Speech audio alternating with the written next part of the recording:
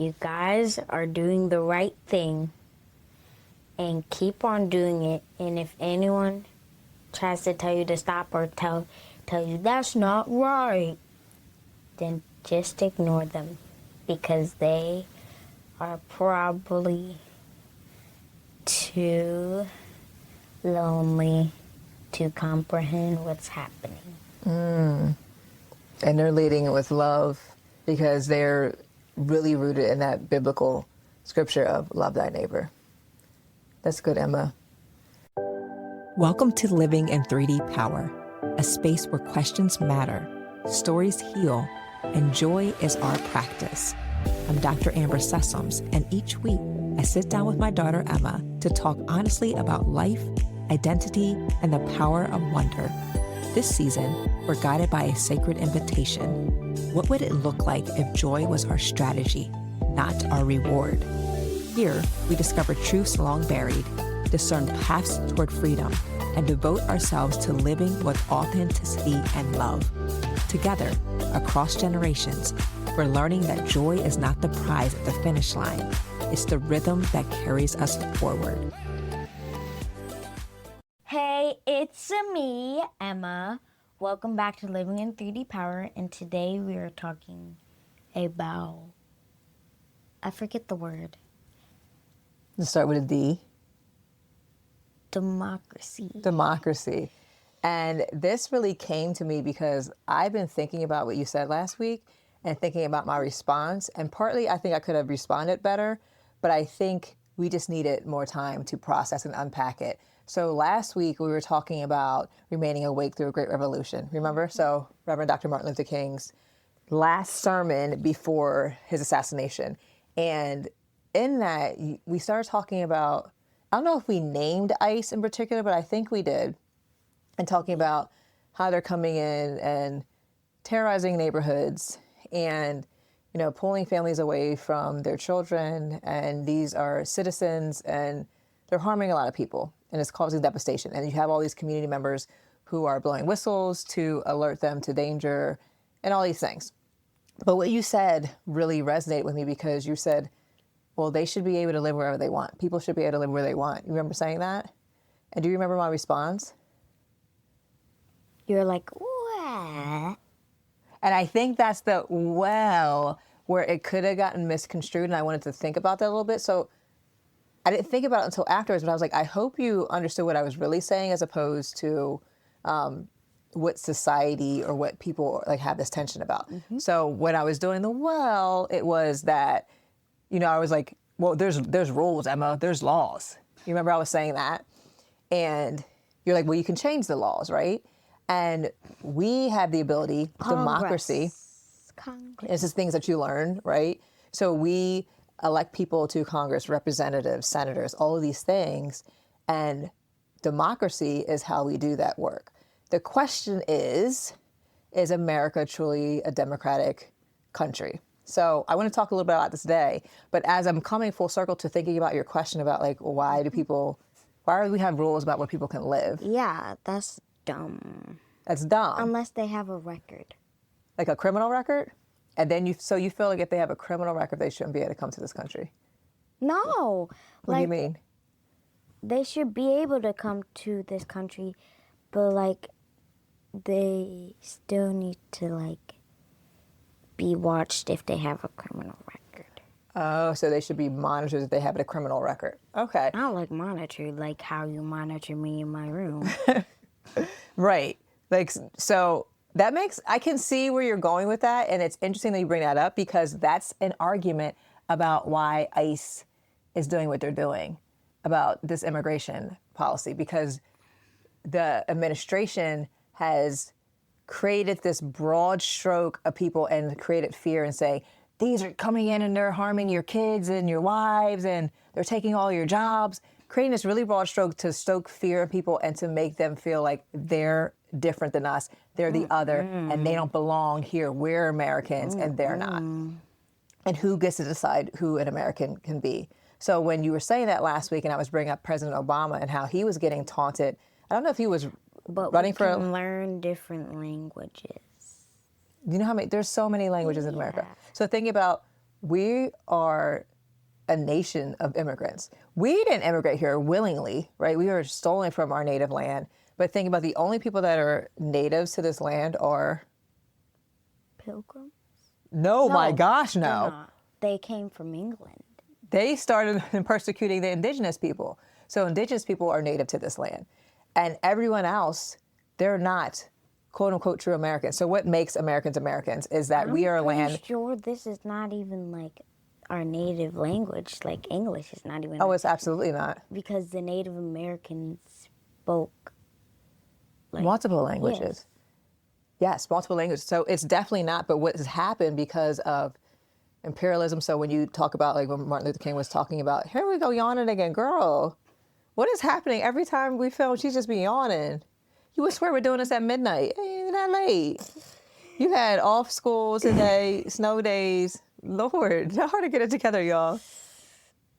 Continue talking. My goodness, I'm boring her. So thinking about military, thinking about how colonization, people just come in and take over. So the Pilgrims coming over and being like, I'm going to take over. We own this land. T. Who gets to decide who owns what? So it's very interesting when you're thinking about that. And as you said, well, if they have a record, because that is the entryway for how this government has been like, they're criminals. So then when you see them as they, see them as other, and see them as quote unquote bad people, then the amount of violence that's subjected to them doesn't become a problem to people that believe that narrative. Because we forget that they're human beings. Okay? We're all humans. But who gets to decide who's human is part of the problem. So as I was thinking about that, you just really had me in my feelings and thinking about it and just thinking about what's transpired the last couple of days. So I'm always thinking about, because you bring up these really insightful things, how do we have conversations that are still kid appropriate, that don't make you, remember how before you were like, don't read too much because you'll go insane and we don't want that? And that can happen a lot. So I felt myself going down that path this week because of so many things happening in the news. So I had to come back and ground myself. And I was like, how do we have a conversation? Because you sparked something that I don't think I was in the space to have the conversation about. So I want to touch on that a little bit today, just so we still have a healthy conversation and that we're not leaving out of this being like, oh my gosh, right? To your point about like, we don't want to go make ourselves spiral. So what I've been thinking about in particular is Yaba Blay. Dr. Yaba Blay is an awesome scholar activist. And I love that she calls herself that because my forever Rita, my Dr. Rita Smith-Waddell, considered herself a scholar activist. And her job as our professor for African American Studies minors was to raise up a whole nation of scholar activists. So I love that Dr. Blay calls herself that. So I'm scrolling on Instagram today and I come across her posts, which are always speaking to what I'm feeling, because she's speaking from a Black feminist lens. Dr. Blay is that girl. So what she did today was she had a post for Dr. Jelani Cobb. And you might have, I don't know, so you probably haven't read about him. Yeah. But Dr. Jelani Cobb is dean at Columbia for journalism. He's a journalist with the New York Times.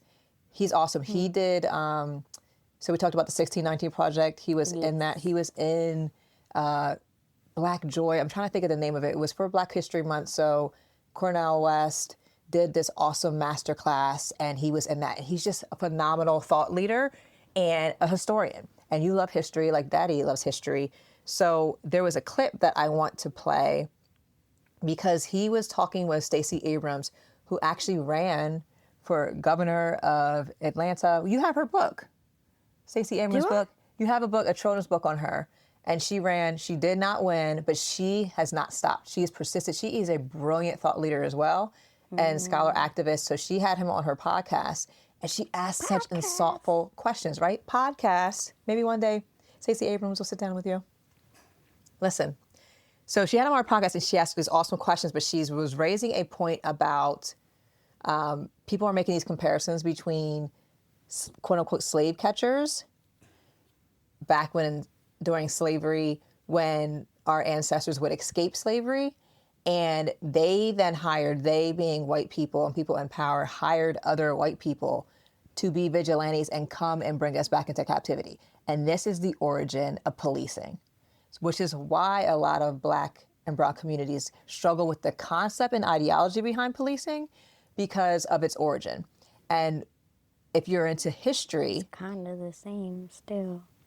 that is the point that they're raising. And what you said is, if you couldn't hear her, she said kind of the same still. Yeah. So these are part of the argument. So people are bringing up that what's happening now with ICE and how they're going and targeting people and pulling them away from their families and taking them into captivity is similar. He was not necessarily making the point. So she asked him what are the differences and what are the similarities between those two things. Yes. So I want to play that, but you know what? Yeah. We're going to play that, and then I want to circle back to something Okay. because you said democracy, and I want you to have a moment to see like what you learned in school about that and how you defined it. But let's play this clip. It's actually a short. So it is from, what is her name of her show called? Assembly Required Podcast. You know her face. Yes. So yes, so Stacey Abrams, yes, we have your book. Maybe one day you'll get that book signed too. But she has a podcast. It's called Assembly Required with Stacey Abrams.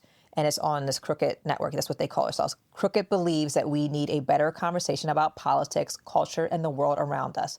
One that doesn't just focus on what's broken, but what we can do to fix it. And I love that. So she ended this episode asking what we can do and ended it in hope. But we have to talk about the hard things too. So she asked him the question about the tension between, or the similarities or analogy people are making between people hired to bring people back into captivity that were enslaved and also ICE. So let's listen to what he has to say. And I'm seeing if this will pick up on my mic. I think will be good. I'll just turn my volume up. When I teach the Fugitive Slave Act, I would talk about the tremendous response people in the North would have when these fugitive patrols would show up and try to grab people and drag them back into bondage. We had a case in Boston where 2,000 people come out, to prevent Black men from being returned into slavery. And my students will say, also, all these people were abolitionists. And I'm like, no. People had a wide array of views about the question of slavery. What they did not tolerate was the idea of their neighbors being ripped out of their community. And in a democracy, the fundamental civic unit is neighbor. What we have, when we fast forward to what's happening with ICE now, I would wager that if you were to take... You know what, I'm going to stop there. So let's go back.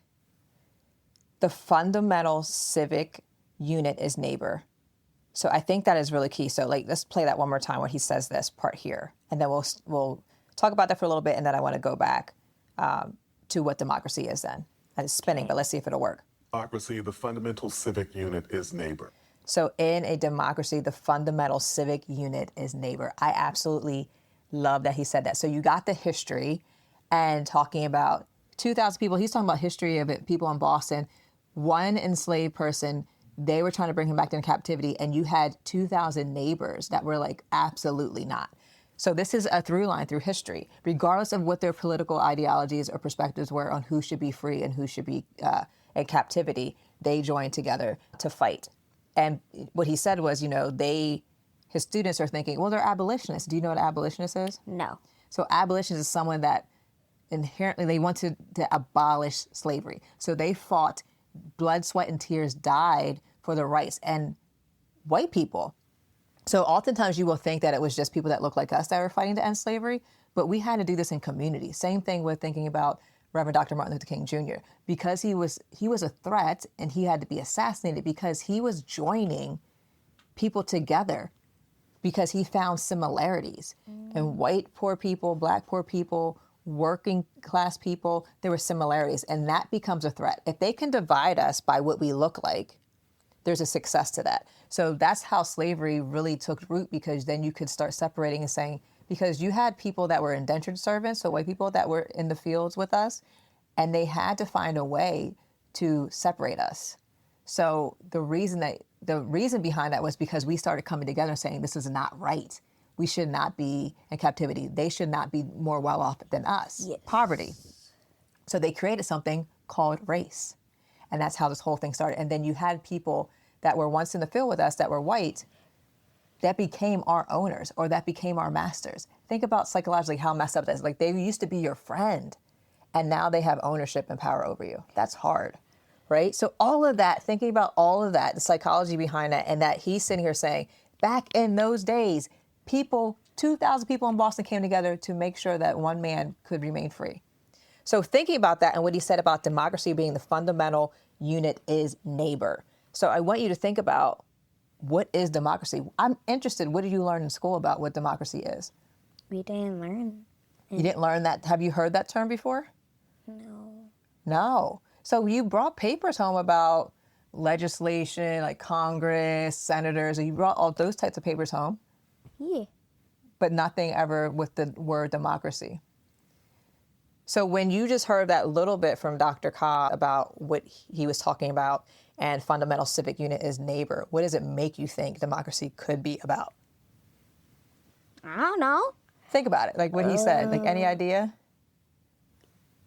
Like unfairness between races. Oh, what would the neighbor part be? So the fundamental unit, civics. You ever heard the term civics?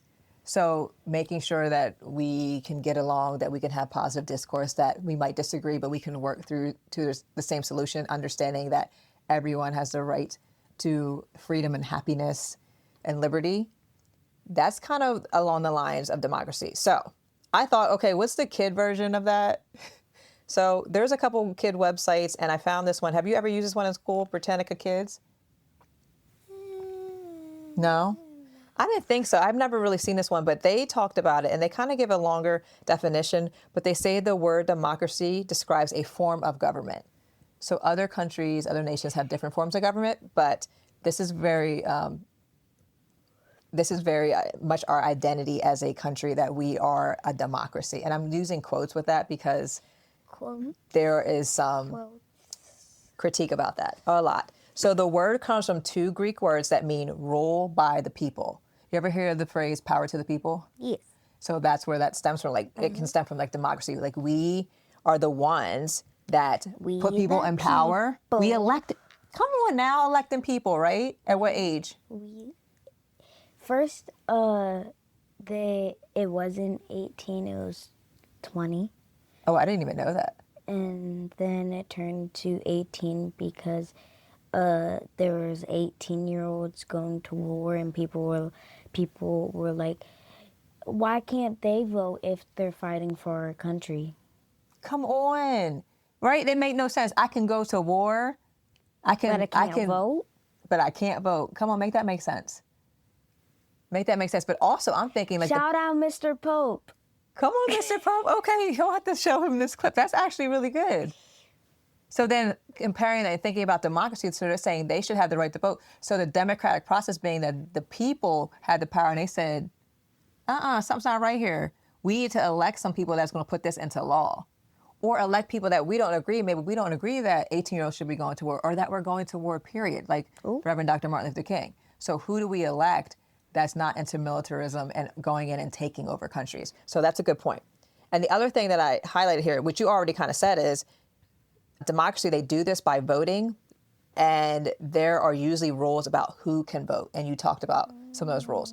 Some of the other things that, you know what, I don't even want to go in a rabbit hole. That's another conversation, because I'll just say this, put a pin in it, y'all, but watch 13th documentary by Ava DuVernay, and you will start to understand who can vote, who's considered a citizen, who can't vote, if you have a criminal record, if you've been incarcerated. But the part that I highlighted says democracies are different from dictatorships. In a dictatorship, one person called a dictator makes all the rules.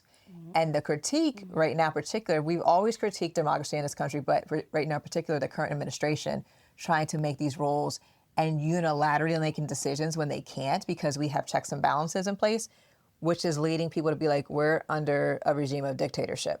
So that's the short end of it. Does that make a little bit more sense now what a democracy is? So I think about rule by the people. It says two Greek words, power to the people. That you can vote who you want in office. You can vote them out of office. You get to decide, and people can't unilaterally come in and say, I'm the president, I can do what I want. Which goes back to last week when you were like, well, why can't people move here? And I was bringing up President Obama when he was getting jeered and taunted and saying, change the immigration policy. He's like, I don't have the power to do that. I'm the president because we have these laws in place. But as a people, as a democratic process, you can come in and you can help to change that. That's the goal. So make a little bit of sense. But again, I love that he said that's the unit that we function on as neighbor. So important. So let's listen to the rest of what he has to say, because this gets into the comparison that people are making between present time and enslavement.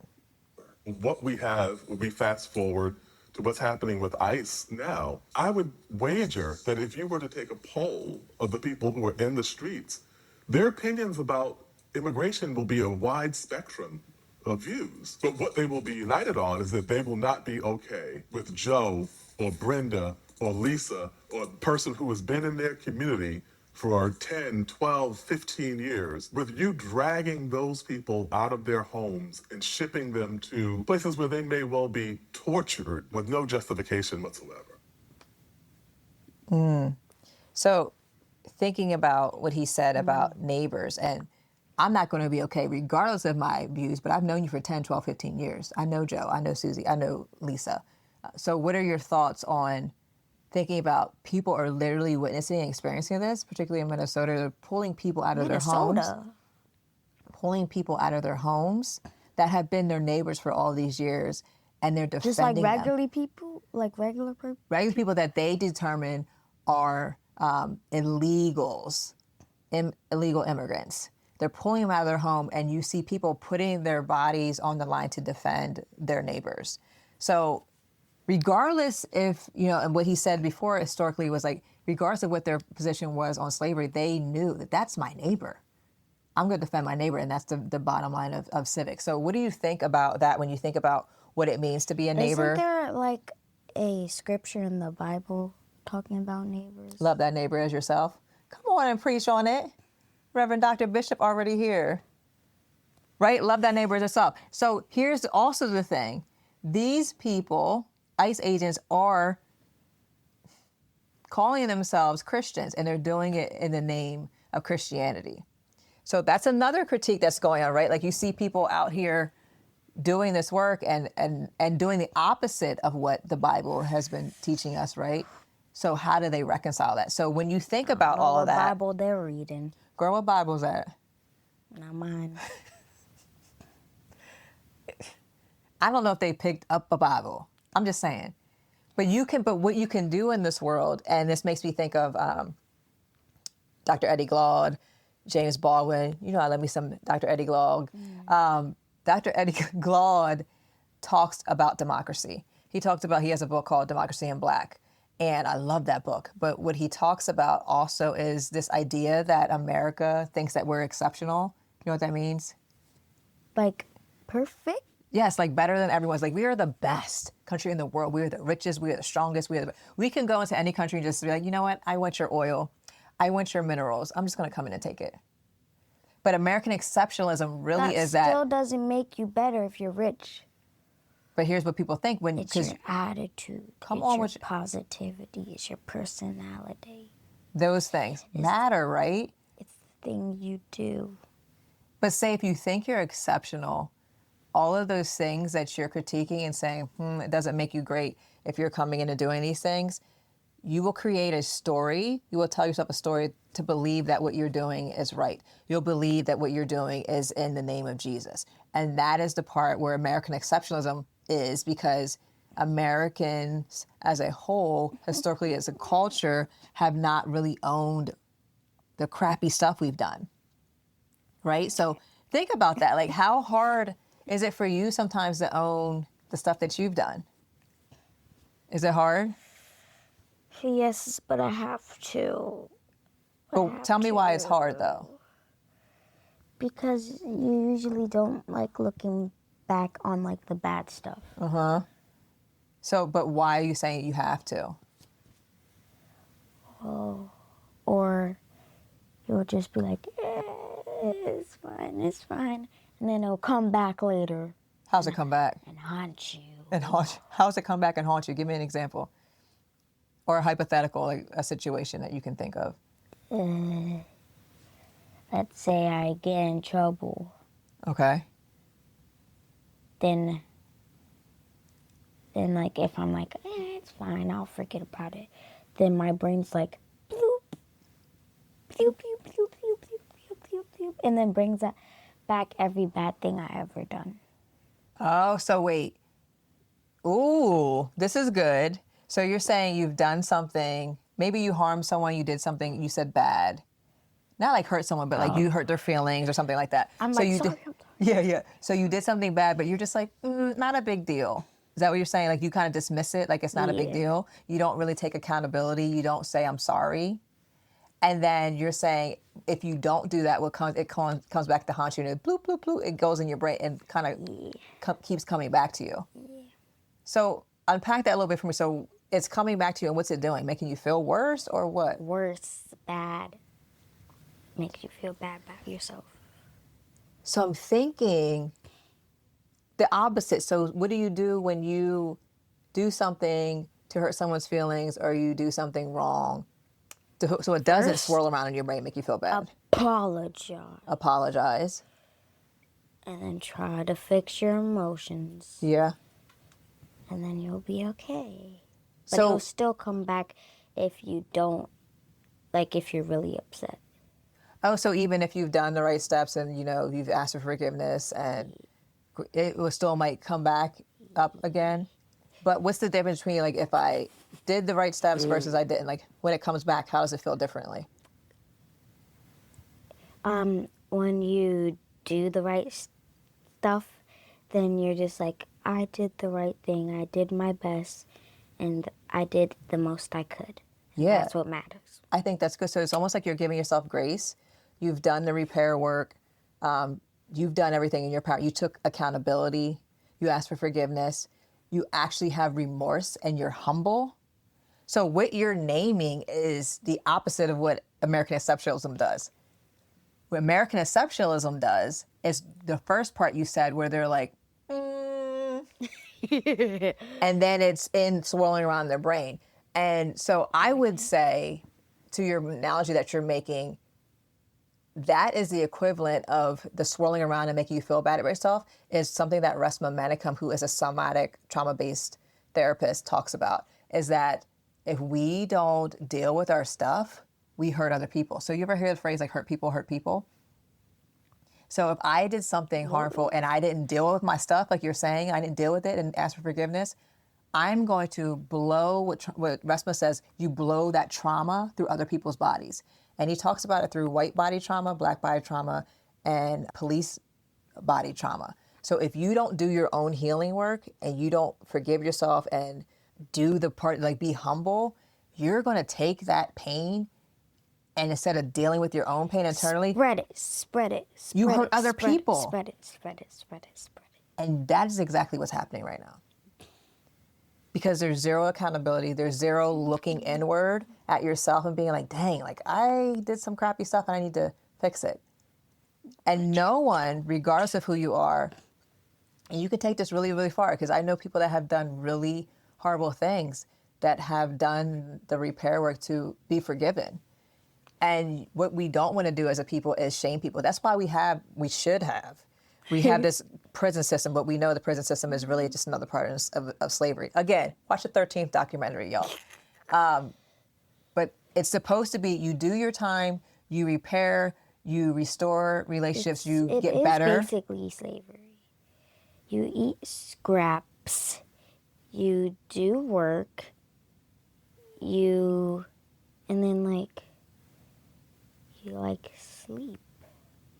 Yeah, But then and you just do it over and over again. But you wake up early. Mm-hmm. Yeah, so I think you're making some comparisons, but I appreciate what you said about your own awareness about if you do the internal work to forgive yourself and give yourself grace versus if you don't.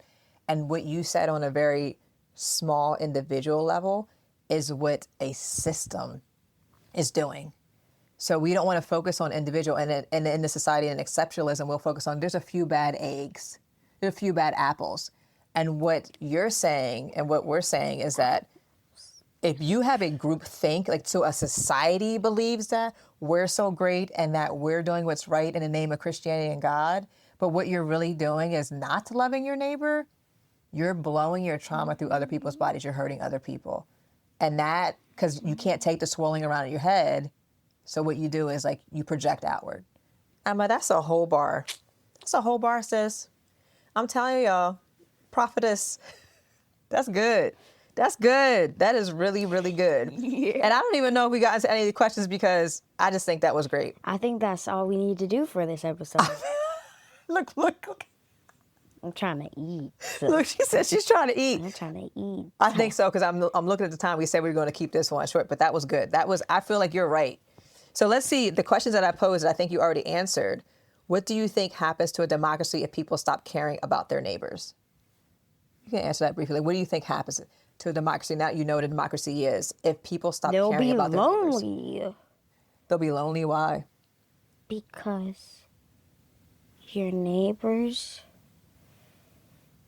in the Bible, it's like metaphorically. So it's being like the people you love, basically. So you'll be lonely if you don't, like, take care of them. It's kind of like a baby. So who will be lonely? The person that doesn't take care of their neighbors. So you as the ones that is being resistant, saying like, that's not my business to take care of, you'll be lonely? Yes, the person. Why would you be lonely?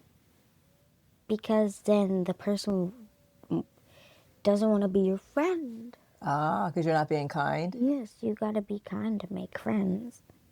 And what happens if you're lonely and you're unkind and you've been pushing people away, being like, that's not my responsibility? Miserable. Listen, and what happens to miserable people? What did miserable people do? Be miserable and do nothing. And you ever hear this phrase, misery loves company? No, but that's a good one. Yeah, because if you're miserable, you just want people around you that are miserable. Yeah. So then you just have a bunch of people that are just like joy suckers. Yeah. Also part of what's happening. So I think that's good. Like the loneliness. And you think about Vivek Murphy. I think I'm saying your name correctly. Dr. Vivek Murphy talked about the loneliness epidemic and who is lonely in this world and why. So I'm going to pull some connections to that later because I think you're onto something there as well about you not loving your neighbor and the feeling of loneliness and what happens to that and how do you make sense out of that and actually causing more harm. So I think that's really good too. And then I want to shift to, so we talked about Dr. Jelani Cobb and the question that that is raising up for me as we listen to that clip is, why do you think people could disagree on big issues but still protect their neighbors? So, 2,000 people want to protect the one person that was a fugitive and should be back into slavery. They made sure in Boston to really come through, even if they had different views. That's my neighbor. I'm sticking up for my neighbor. Why do you think people, even if they didn't agree, could still protect their neighbor? Because they probably care about them. What would you have to do in order to care about someone? You have to get to know them and talk to them. What?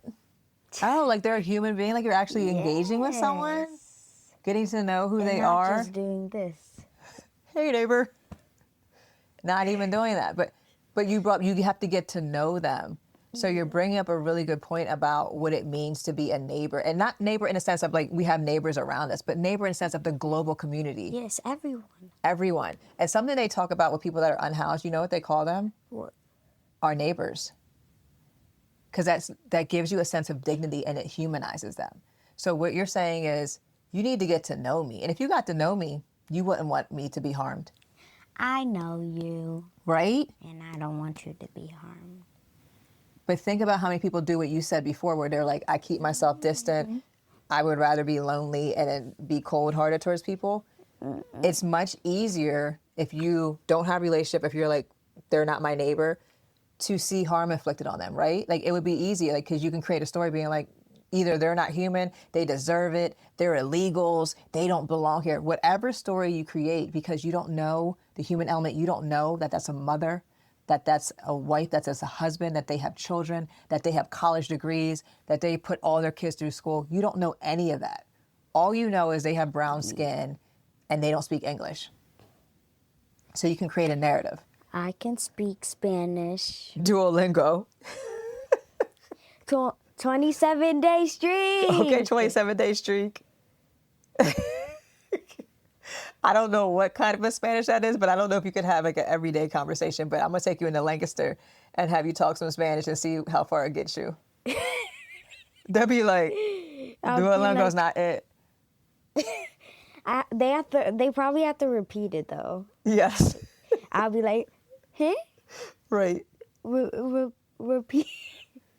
But I think you're bringing up a really good point about, again, neighbors, who's considered neighbors, who we consider friends, and if I knew you, I wouldn't want you to cause you harm. And then I'm going to band together with my people to defend you. I'm going to put myself on the front line for you. Ooh, that's love in action. Come on, love thy neighbor. Okay, so along those lines. Hanging. Oh, what am I doing? Oh, the heart? She had me do half a heart with her hand.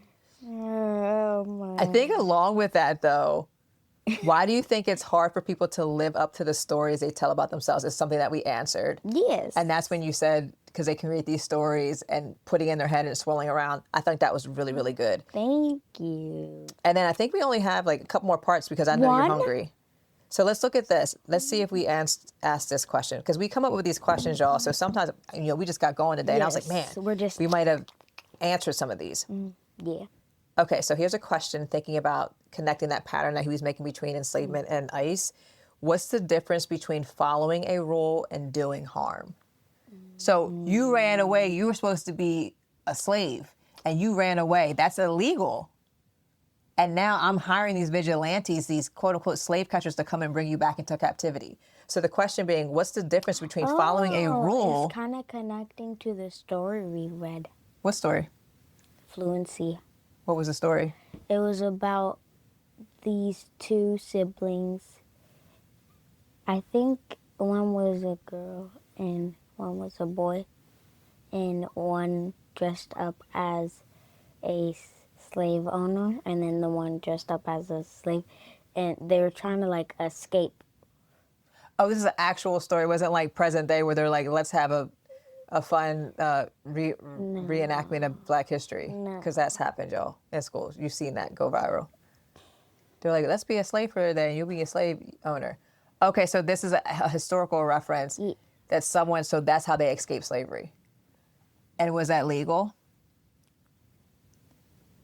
So did it say anything in there about it being illegal or what happened to them or why they did what they did? They did say it was illegal. And what do you think about that? So they were breaking the law. But they did it for a good reason. What was the good reason? They didn't like the way they lived, and they would be treated unfairly and not like humans. There's a bunch of stuff. They weren't treated like humans. They were treated like cattle, like animals. Yes. And so the question being, what's the difference between following a rule and doing harm? So following that rule was dehumanizing them, was hurting them. They understood that they should be free, that this rule was stupid. Yes. And so they broke the law.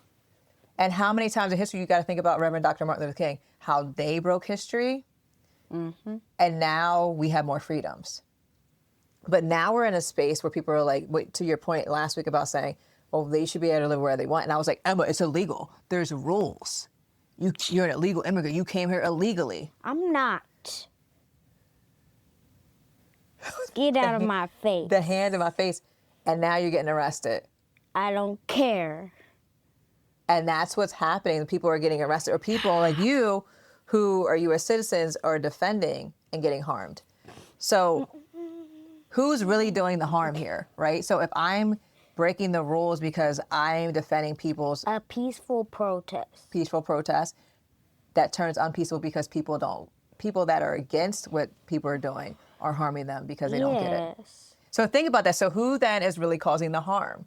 So you have to think about people and systems. I think it's really important to make that distinction. There are people that want to do good work, and what they're doing is fighting a system that wants to keep things the same way or go back to a way that says, Black and brown people, you stay over here and we're going to be over here. No, you can't look back in history and do all the stuff you did because history's moving. Everything's different every day. If you own it. if you can learn from it and move forward, Yes.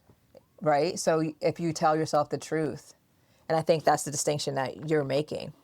So let's think about this then. What do you think people can do together that they can't do alone? Be friends. Be kind. Be friendly neighbor. Well, why can't I just be like, I can just say, hey, neighbor, and just go about my business?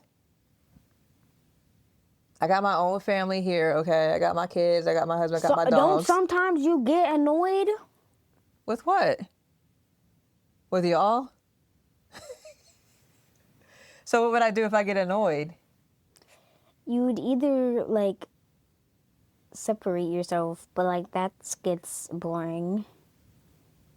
Like sometimes when Oh, I if you do just that, have your family unit and not anyone else to talk to? Yes. Uh, Like you need friends. but I'm going to pick the friends that I want that agree with what I agree with. And I think that they're illegals and they should be punished and sent out of here. But what if my neighbor doesn't agree with that? Am I just going to be rude to them? No, that's not right. We all have different opinions, and we're all different people. But I think that we're fundamentally having an issue with who are people and who have rights and who should be protected under the law.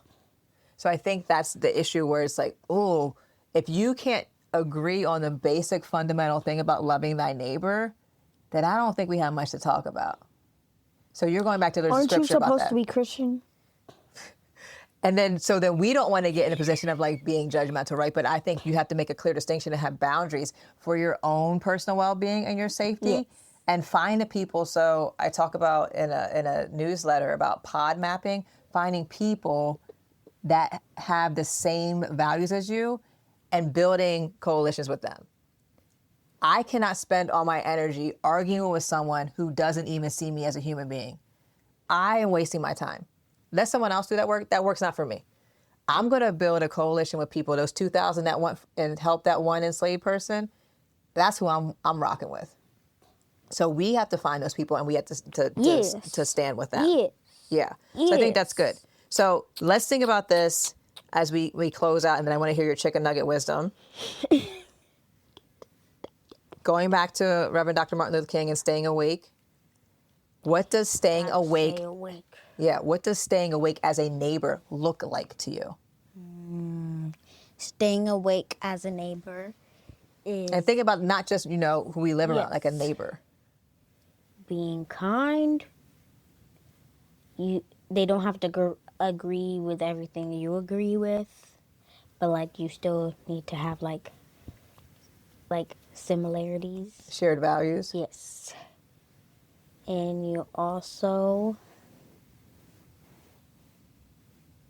need to understand.